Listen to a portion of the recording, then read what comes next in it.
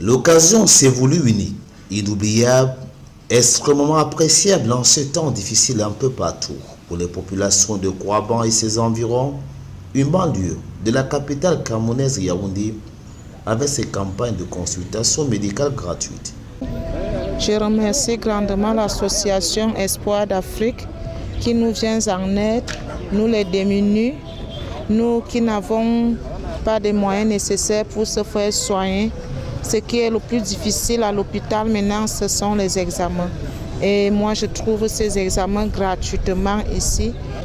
Je remercie grandement la présidente de l'association Espoir d'Afrique au Cameroun. Très proche des populations à travers ces activités, cette campagne de consultation médicale gratuite s'est déroulée les 18 et 19 juin 2021 et a été organisée par l'association Espoir d'Afrique. On aimerait que tous les Camerounais soient soignés et qu'ils comprennent qu'il faut aussi faire un bilan de santé par an. Un seul bilan suffit pour découvrir si on est malade ou pas. Parce qu'on a remarqué que la mort est devenue normale. Qu'on enterre un jeune de 20 ans, c'est normal. Qu'on enterre un jeune de 10 ans, c'est normal. De 50 ans, c'est normal. C'est pas normal. Les week-ends sont faits pour être ensemble en famille. Mais on a compris aujourd'hui, les week-ends, chez nous au Cameroun, c'est les enterrements. Les week-ends, c'est les deuils et les deuils, c'est les fêtes. Non, il faut que cela s'arrête.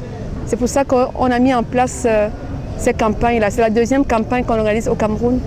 À côté de l'association Espoir d'Afrique, plusieurs autres et acteurs pour le bien-être et le salut des populations qui sont venus appuyer cette initiative qui a fait courir plusieurs familles, adultes comme enfants. Les gens pensent que derrière ça, on gagne quelque chose. Non, on ne gagne pas. Mais on gagne à ce qu'une vie sauvée, c'est énorme. C'est énorme. Et c'est notre gain de savoir qu'on a pu apporter un soin à quelqu'un. Ce n'est pas l'argent. Le fait de toucher quelqu'un qui est malade, qui est souffrant, c'est déjà lui apporter quelque chose. Juste le toucher. Les gens pensent qu'on peut forcément sauver les vies avec l'argent. Non.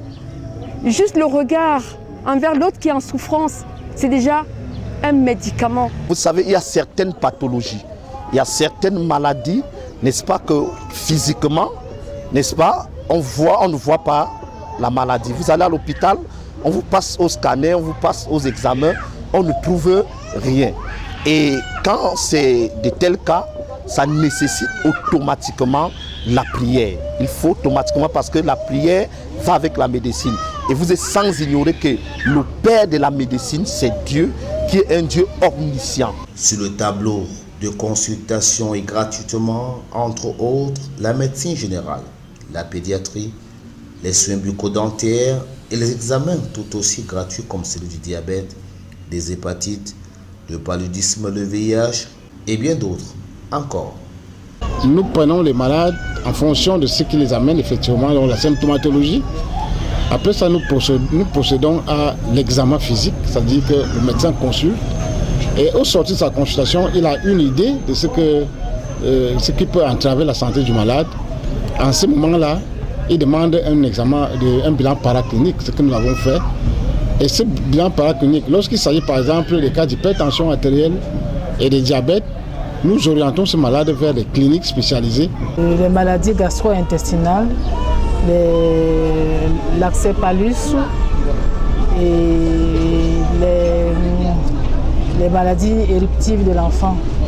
Donc ce sont les maladies qui sont fréquemment rencontrées chez les enfants. Avec pour objectif, entre autres, promouvoir une solidarité agissante, entretenir une entraide permanente entre les membres, aider les prisonniers, assister les malades, aider les démunis et secourir les enfants.